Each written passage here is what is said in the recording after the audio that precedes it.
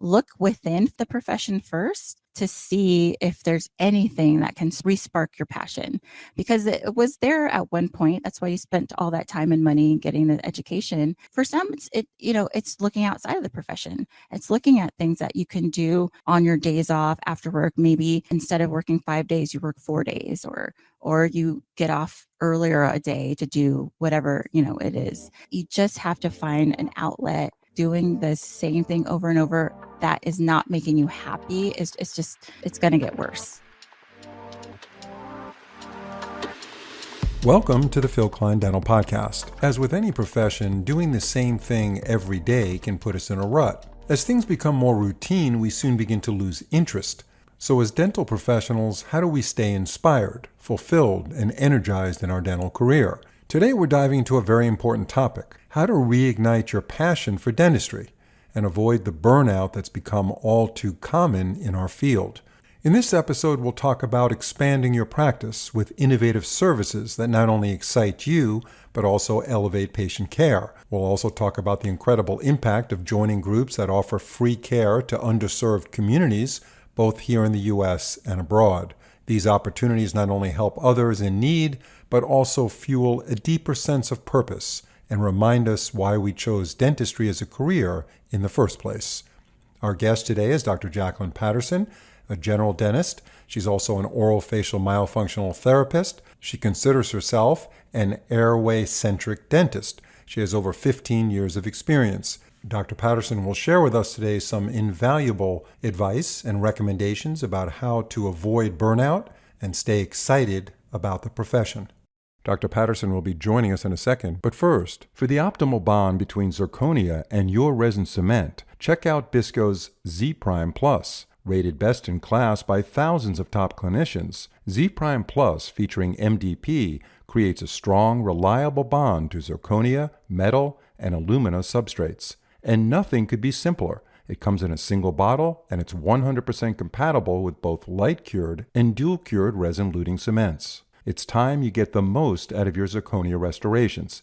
To learn more about Z Prime Plus and the entire Bisco adhesive product line, visit bisco.com. Dr. Patterson, it's a pleasure to have you back on the show.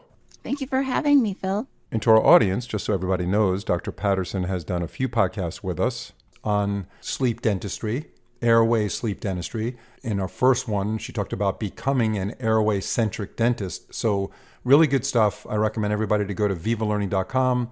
In the search field, search Patterson, and you'll see her podcast with me. Or if you like your podcasts on Apple Podcasts or Spotify, you can just go to the Phil Klein Dental Podcast Show and find it there.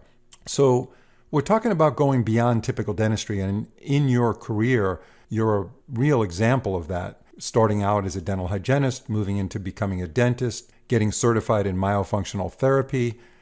These are all very admirable steps, and they require work and diligence to get there, but they've really paid off for you, not only financially, I'm sure they've paid off, but also expanding your horizons and being excited and passionate about the profession. So what are the ways that you use your dental skills, everything you've learned through your clinical experience and your education, in different ways, in different areas, other than running your practice and your typical routine clinical work? Well, I make the joke all the time. I have an executive coach, and I always joke that I'm Jamaican. That's why I have 1,000 jobs, and it's just in my blood. And she's always scared to ask me what new project I've picked up on. They're not all completely related to each other, but they're all representative of some sort of passion that I have. So I work with veterans. There's a couple of groups out there. One's like Optum Serve and one's Docs Health. I dedicate a certain amount of my time to having veterans who are either retiring or about to go on disability come to the practice, and then I do their disability exams. I live in Vegas, so Nellis Air Force Base is close by, so I'll go to the base and do deployment exams and not just exams. Sometimes we do treatment too. And I've gotten to go to like places like Guam, which I actually was supposed to go next weekend, but my brother's going to be in town and he's like, he already bought his ticket. So I had to decline that one. But, I get to go to these places to help our veterans, because like in a place like Guam, there's like 8 dentists on the whole island. And so before they can deploy, they have to be cleared. And so myself and a group of other dentists, and there's physicians and everybody else goes out there. It's usually a weekend event, and we screen and provide treatment. So that's a way for me to not only like give back. My dad was in the Air Force. That's how we got here to Vegas. We're stationed here. It's a way for me to give back, but it's a different way for me to use my skill set. So let me ask you this question. So what do you say to the dentist that says, wow, that all sounds great, but I have debt to pay back for my dental school. I opened up an office and I have employees to pay. So they're wrapped up working 4.5 days a week in their practice because they have bills to pay and they need to get out from under the debt. So they don't have the freedom and availability of time to do some of the things that you've been doing, because it sounds great what you're doing. Now, what's your answer to them? Well, other things that don't take a ton of my time away from the practice is like I do some consulting. I do speaking on the side. So there are other ways that I can use my degree. I mean, they're choosing me because I'm a licensed dentist, because I have experience in some areas, and you can get paid pretty well doing those types of things, but it also is a quick thing you can do. And there's a lot of even virtual platforms that you can use as well. So where you don't have to travel at all. So those are other ways that I myself have used my license to do sort of side projects or do passion projects.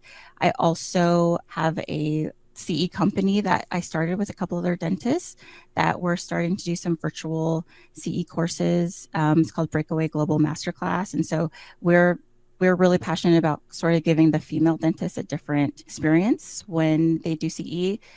And now I love my, male counterparts, but sometimes when we're all together, the female voices can get diminished a little bit.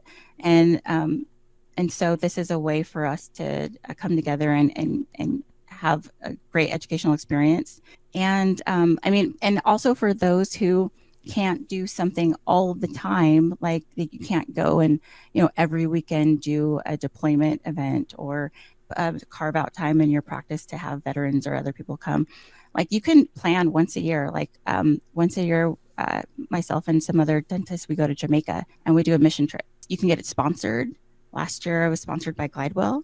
So there's something to that, because then, it's them actually doing outreach through you. And so it's a win-win, and you get to use your skills to help a very underserved community, wherever that may be.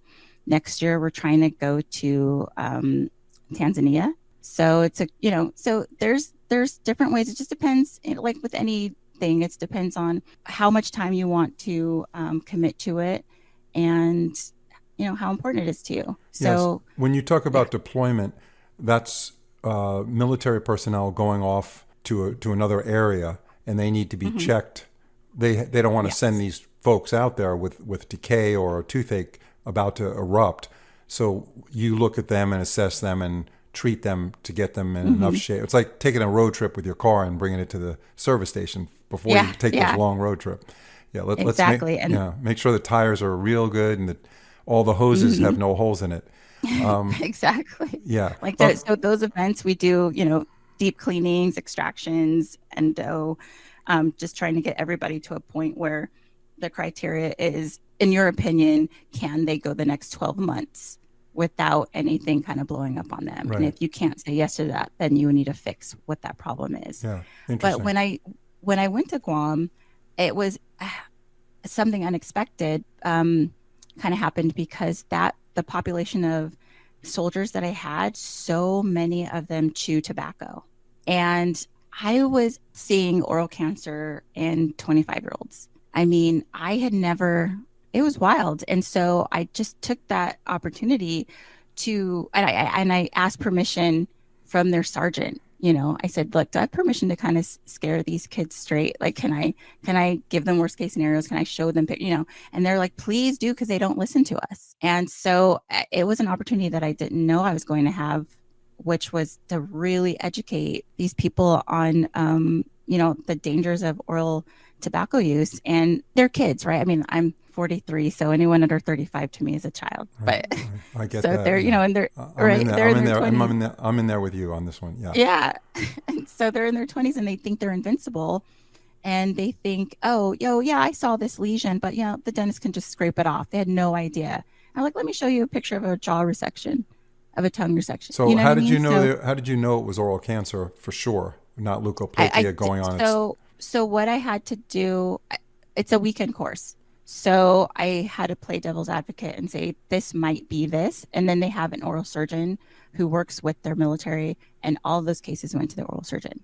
That's why I had to talk to the sergeant. I'm like, I need them to follow up because I don't have time to do anything else really but to educate them and give them that referral. But it was some gnarly looking lesions going on Yeah, in it's some of those amazing mouths. to me that in Major League Baseball, if you watch a couple of baseball games on TV, how much tobacco is being spit out of these Mm-hmm. players' mouths. I mean, it's just all over Yeah. the dugout. That's what they do because baseball, they've been chewing tobacco since the first day the game was started. Mm-hmm. I mean, I And thought that's why they had Big League Chew. I'd rather deal with some cavities right, that's gum. than, Yeah, right, chewing oral gum. cancer. Maybe, yeah, maybe some of them do chew that, but so it sounds to me that you've expanded your interests and you are actually practicing dentistry out of the operatory to some extent in different countries in your community. It seems to me that though, and I asked you that question, what do you say to those dentists who said, I just would love to do that, but I can't take the liberty to make those trips because I have bills to pay. But that dentist that continues on that path is more prone to burnout, right? Because they're trying to Oh keep yeah. that practice going, and they're looking at it from the accounting standpoint, and they're looking at it from the standpoint of production, and they are Mm-hmm. beholden to their practice, and that's their main priority in life, so they could pay their bills and support their family. But burnout is an issue. So, what advice do you have for dentists who are in the early stages of burnout, who may not even know they're there, and those that are Mm-hmm. further gone in that stage? So, I mean, I definitely experienced burnout. For me, it was around the time when I started having my kids, because before I had kids, I mean, I was a new, younger dentist. I was excited about everything, learning everything. I was lucky enough to work with really great dentists who taught me a lot. And so I was working 5 or 6 days a week, and I loved it. I had all the energy in the world. And then fast forward a few years and I had my first child. And then then I saw dentistry differently. I saw it as taking away from my time with my family.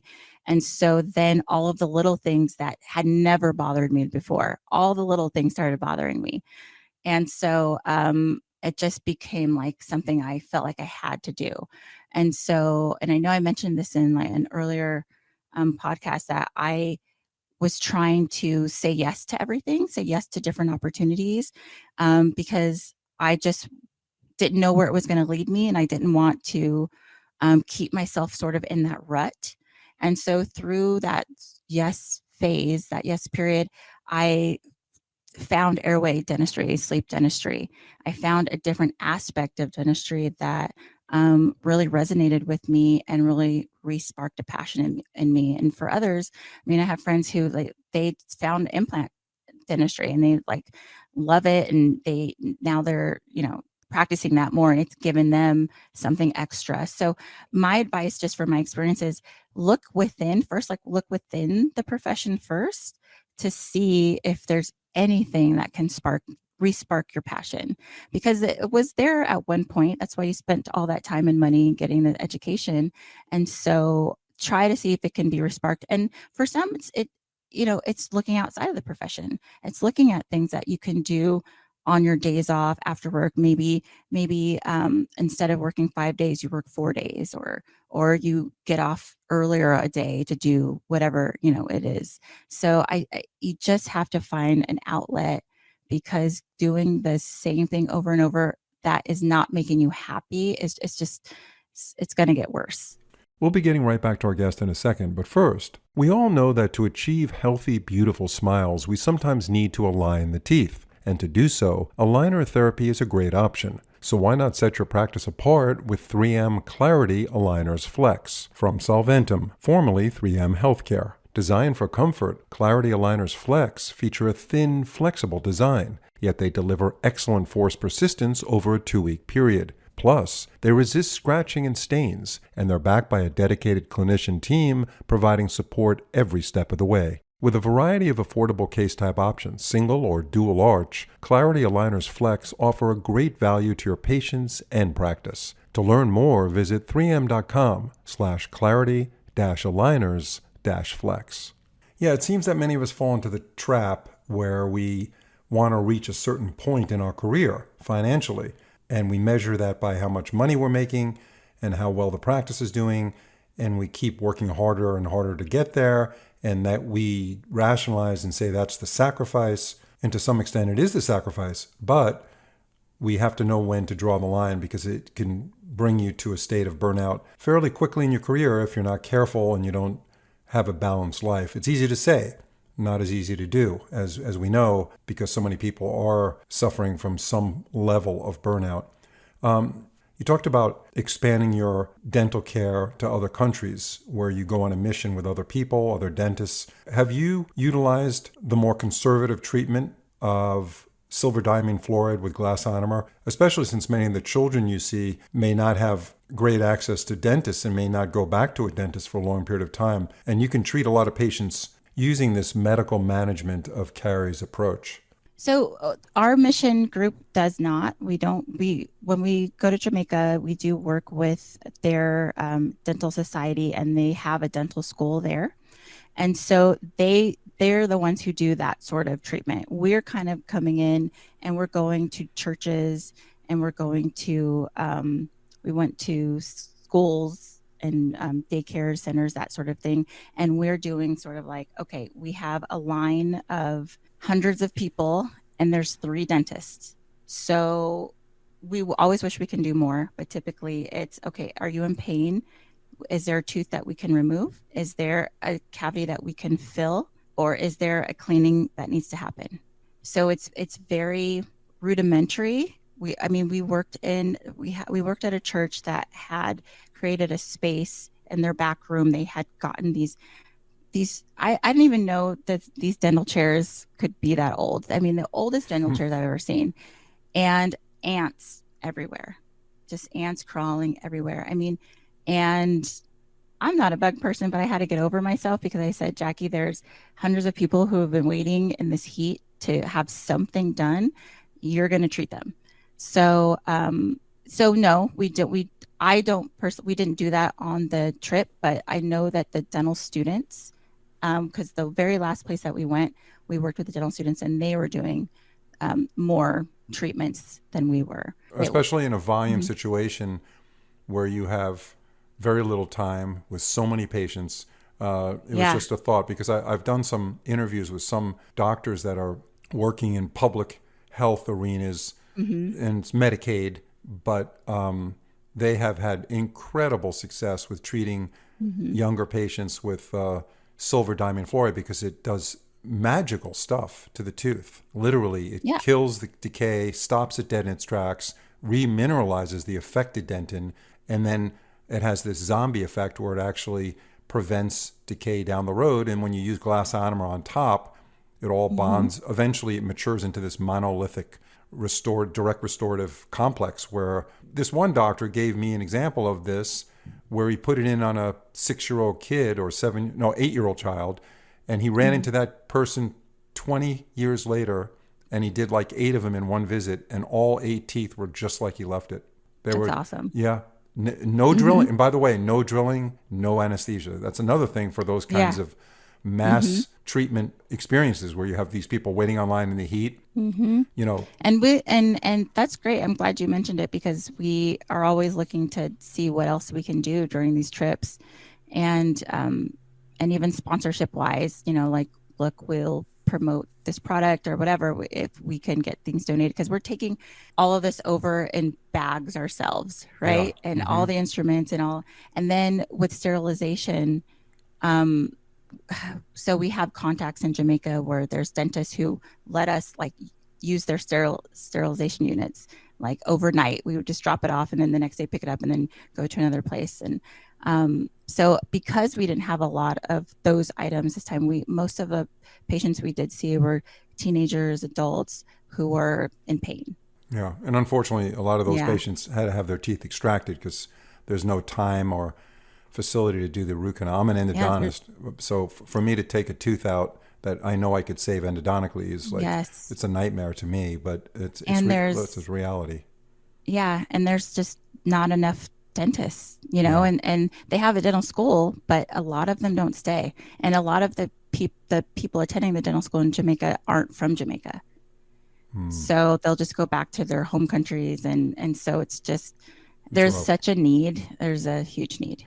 So as we get towards the last quarter of this podcast, what are the major differences in how you see yourself, Dr. Patterson, after practicing for 16 years, compared to when you were a fresh new graduate out of dental school? What's the evolution process for you? How has that all played out?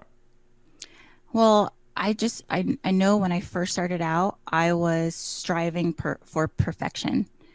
I'm a doctor, right? I'm a doctor. I should know it all. I should have all the answers, and that will drive you crazy. You're never going to be perfect, and that's okay. And when I got to that point where I knew I could handle whatever was coming through the door, didn't mean I had to know all the answers. I could handle it, and I knew where to refer to, or other resources for the patient if I couldn't or wasn't comfortable doing X, Y, or Z myself. So that's something that I'm so glad that I learned, because I would lose sleep. I would lose sleep over thinking about what had gone on during the day and what I could have done or what I should have done, and that sort of thing. So not striving for perfection is something that I've had to learn over these last 16 years. Doing only what brings me joy in dentistry. Thank goodness for endodontists like you, because I do not enjoy molar endo. And, as an associate as well, there are practices that are like, oh, well, you're going to have to do molar endo. I'm like, okay, well, then that's not a good fit.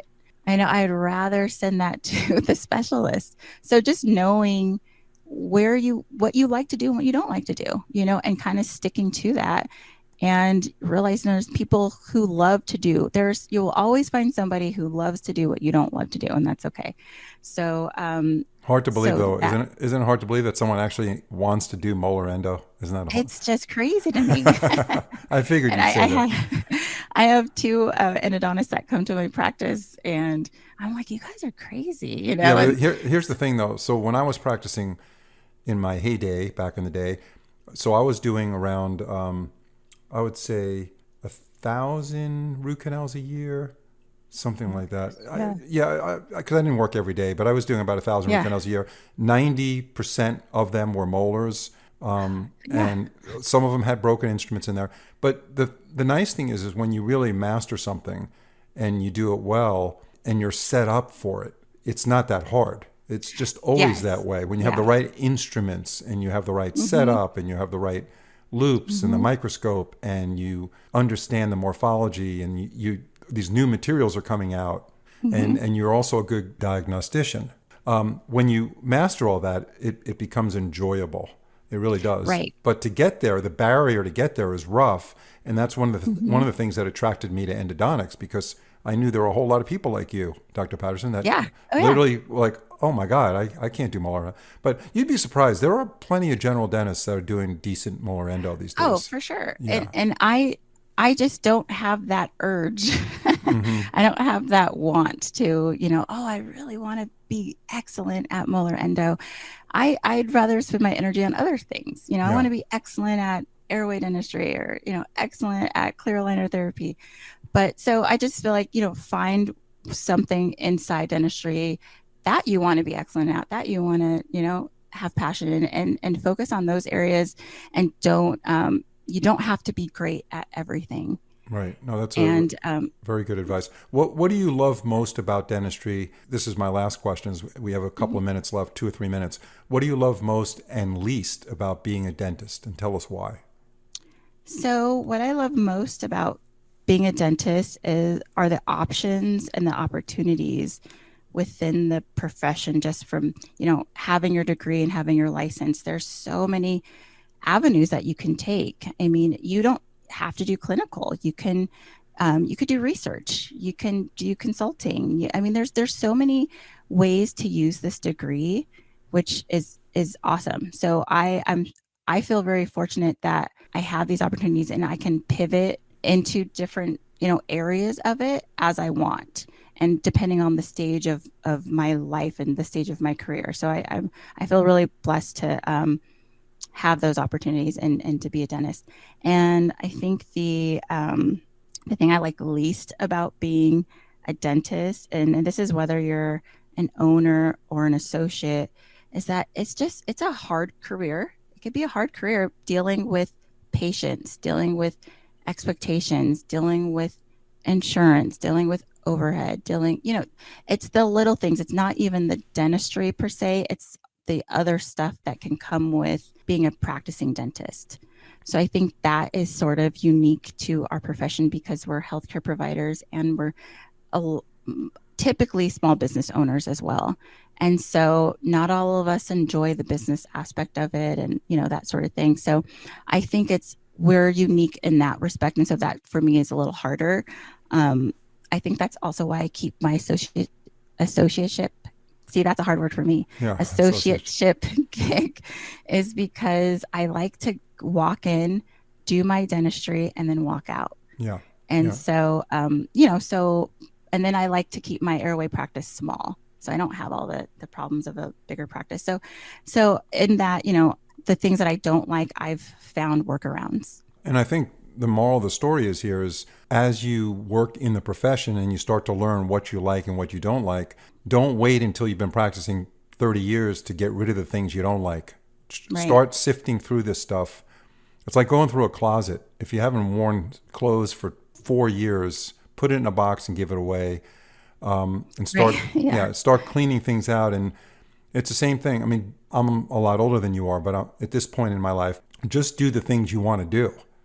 I mean, we're not going to be here forever. So what are you waiting for? But what you've really accomplished, Dr. Patterson, which is really, really great to see, is that early on in your career, you started to realize certain things didn't make you crazily happy, right? You weren't like doing double flips when you got to the office on some days saying, God, I'm so happy I'm here.